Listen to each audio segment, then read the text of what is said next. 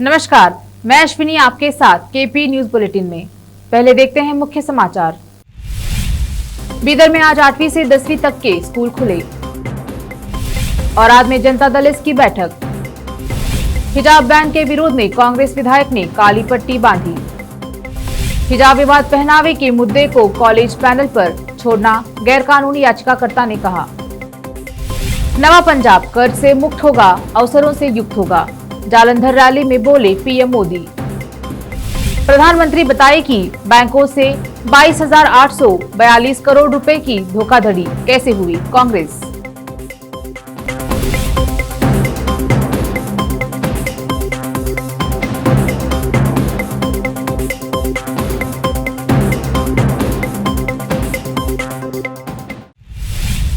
अब देखते हैं समाचार विस्तार से। शुरू करते हैं स्थानीय समाचारों से। आज बीदर में कक्षा 8 से 9 तक के स्कूल खोले गए।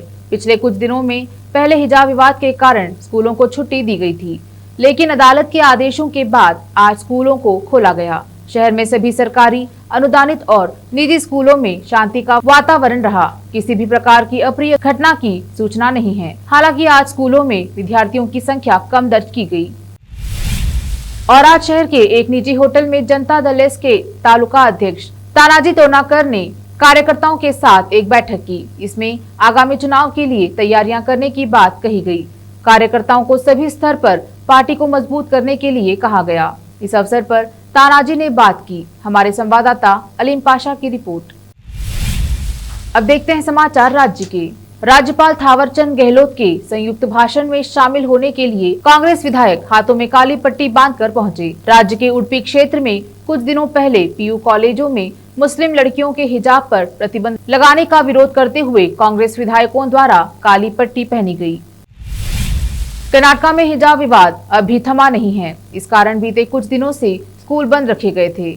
इसके बाद जब सोमवार को फिर स्कूल खोले तो कुछ लड़कियां यूनिफॉर्म के साथ हिजाब पहनकर आई। इसकी वजह से उन्हें स्कूल के दरवाजे पर ही रोक दिया गया। इस दौरान कुछ जगहों पर बच्चों के माता पिता और स्कूल शिक्षकों के बीच बहस की स्थिति भी बनने की खबर है। विपक्ष के नेता सिद्धरामैया ने सत्र की रणनीति पर चर्चा के लिए सोमवार को कांग्रेस विधायक दल की बैठक बुलाई है। कांग्रेस के सूत्रों ने कहा कि वह विधायिका सत्र में चल रहे हिजाब विवाद को उठाएंगी। हालांकि यह मुद्दा कर्नाटक उच्च न्यायालय में है। हमारी पार्टी कॉलेज परिसर में हिजाब भगवा शॉल विवाद के दौरान कानून व्यवस्था बनाए रखने में भाजपा के नेतृत्व वाली राज्य सरकार की विफलता पर सवाल उठाने की योजना बना रही है। हम 16 फरवरी तक कॉलेजों के लिए छुट्टियों की घोषणा और विवाद के संबंध में सरकार से स्पष्टीकरण की मांग करेंगे। कर्नाटक में जारी हिजाब विवाद के बीच कर्नाटक हाई कोर्ट ने कॉलेजों में हिजाब पर प्रतिबंध को चुनौती देने वाली याचिका पर सोमवार को फिर से सुनवाई शुरू की। हाई कोर्ट ने मीडिया से अधिक जिम्मेदार होने की अपील की है। याचिकाकर्ता की ओर से पेश वरिष्ठ वकील देवदत्त कामत ने कोर्ट के सामने अपनी दलीलें रखी। याचिकाकर्ताओं ने अदालत से लड़कियों को हिजाब में कक्षाओं में भाग लेने और पढ़ाई जारी रखने की अनुमति देने का आग्रह किया है, जबकि सरकार ने तर्क दिया कि यह पता लगाना जरूरी है कि इस्लाम में हिजाब आवश्यक है या नहीं। इस बीच कर्नाटक में 10वीं तक के स्कूल सोमवार को फिर से खोले गए, जबकि कॉलेजों में 16 फरवरी तक छुट्टी है। छात्रों का प्रतिनिधित्व कर रहे वकील ने कहा, कॉलेज डेवलपमेंट कमेटी के पास कोई वैधानिक आधार नहीं है। यह किसी कानून के तहत पारित नहीं है। कॉलेज पैनल को हिजाब के सवाल पर फैसला करने का कोई कानूनी अधिकार नहीं है। अब लेते हैं एक छोटा सा ब्रेक। जल्द लौटते हैं ब्रेक के बाद। हिंदुस्तान के हर कोने में हम हैं मौजूद। 24 घंटे हालात पर गहरी नजर, खबरों से जुड़े चुपते सवालात और आपको दिखाता है धार्मिक, सामाजिक, राजनीतिक, लोकल और इंटरनेशनल न्यूज की सबसे बेहतर कवरेज, जो आपको रखती है हर पल बाखबर। देश और दुनिया भर की खबर के लिए देखते रहें KP news 24/7। Noor education trust Bidar की ओर से चलाए जाने वाला Noor MEd college Bidar recognized by NCTE Delhi and affiliated to Gulbarga University, Gulbarga. Admission are open for the academic year 2021-22. विशेषज्ञ और सक्षम शिक्षकों द्वारा शिक्षा प्राप्त करने के लिए नूर एमएड कॉलेज में दाखिला लें और शांत वातावरण में शिक्षा प्राप्त करें। बीदर शहर में बेहतर शिक्षा का एकमात्र केंद्र Noor MEd college, Shahpur gate, Bidar. Phone numbers 9945283920, 8482221297। Break के बाद आपका स्वागत है। देखते हैं आगे के समाचार। प्रधानमंत्री नरेंद्र मोदी पंजाब के जालंधर में एक चुनावी रैली को संबोधित किया। पंजाब में बीजेपी ने कैप्टन अमरिंदर सिंह की पार्टी पंजाब लोक कांग्रेस और सुखदेव सिंह ढींडसा की पार्टी के साथ गठजोड़ किया। यह पंजाब विधानसभा चुनाव में पीएम मोदी की पहली रैली है।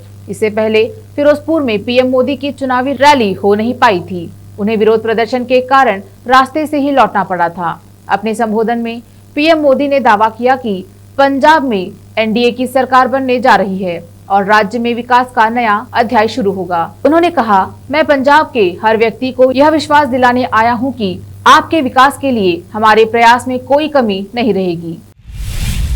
झांसी में गरजे अमित शाह, बोले परिवारवादी पार्टियां लोकतंत्र पर धब्बा, ये किसी का भला नहीं कर सकती।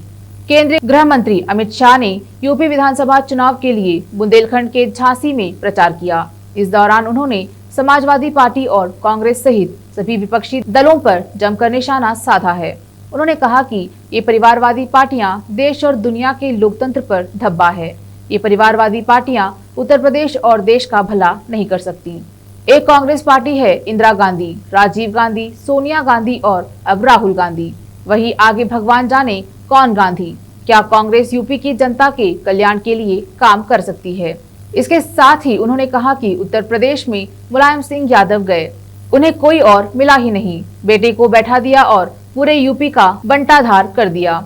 इसके साथ अमित शाह ने कहा कि अखिलेश यादव के गुंडों ने बुंदेलखंड में कट्टा और गोलियां बनाकर युवाओं को अपराध की दिशा में ले जाने का काम किया, लेकिन प्रधानमंत्री नरेंद्र मोदी ने बुंदेलखंड में गोली की जगह गोला बनाकर पाकिस्तान को जवाब देने की व्यवस्था की है। नोएडा, रिटायर्ड आईपीएस के घर में लॉकर जांच का मामला अभी शांत नहीं हुआ है। एक बार फिर मामले ने तुल पकड़ लिया है। नोएडा के एक घर में चल रहे मानसन नोएडा वाल्ट में इनकम टैक्स की टीम ने छापा मारा था। कई दिन चली कार्रवाई के बाद अब आईपीएम राम नारायण मीडिया के सामने आए हैं। एक प्रेस कॉन्फ्रेंस के दौरान उन्होंने आईटी टीम पर कई गंभीर आरोप लगाए हैं।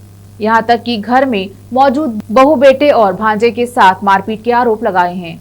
घर में लगे सीसीटीवी को भी बंद करने का आरोप लगाया है। लॉकर संचालकों को भी बुलाकर कई दिन तक अवैध हिरासत में रखा गया और उनके साथ मारपीट की गई। कांग्रेस ने गुजरात के एबीजी शिपयार्ड द्वारा 22,842 करोड़ रुपए की कथित धोखाधड़ी के मामले को लेकर सोमवार को केंद्र सरकार पर निशाना साधा और कहा कि प्रधानमंत्री नरेंद्र मोदी को बताना चाहिए कि यह धोखाधड़ी कैसे हुई है और वह इस पर चुप क्यों हैं। पार्टी प्रवक्ता गौरव वल्लभ ने दावा किया कि एबीजी शिपयार्ड द्वारा धोखाधड़ी के बारे में सरकार को 5 साल पहले जानकारी मिल गई थी, लेकिन सरकार ने 5 साल तक कोई कार्रवाई नहीं की। उन्होंने संवाददाताओं से कहा, प्रधानमंत्री ने कहा था कि देश की अर्थव्यवस्था को 5,000 अरब डॉलर की बनाएंगे, लेकिन बैंकों से 5,000 अरब रुपए की लूट हो गई। जालसाजी के कारण बैंकों को औसतन रोजाना 195.5 करोड़ रुपए का नुकसान हो रहा है। मनरेगा का प्रतिदिन का खर्च भी लगभग इतने का है, यानी यह धोखाधड़ी नहीं होती तो मनरेगा में अधिक रोजगार मिल पाता। पाकिस्तान में एक मेडिकल कॉलेज ने पढ़ने वाले छात्र छात्राओं के लिए वैलेंटाइन डे पर दिशा निर्देश जारी किए हैं। इन दिशा निर्देशों में लड़कियों को हिजाब पहनने के लिए कहा गया है।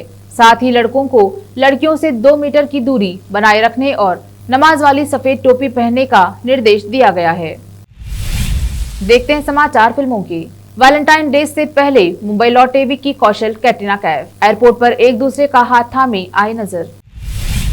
देखते हैं खेल जगत के समाचार। टीम इंडिया के बल्लेबाजी कोच विक्रम राठौड़ बोले, खराब फॉर्म में नहीं है विराट कोहली।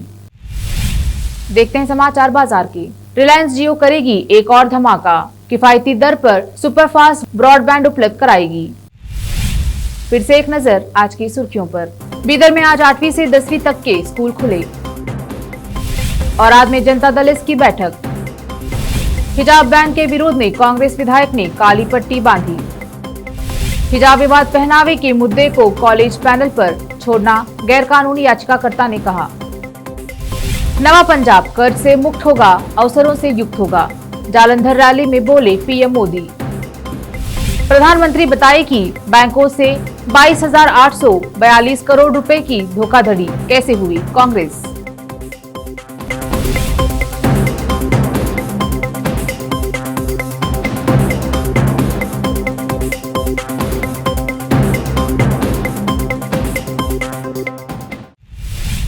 केपी न्यूज में फिलहाल इतना ही। अन्य समाचारों के लिए जुड़े रहिए केपी न्यूज 24/7। धन्यवाद।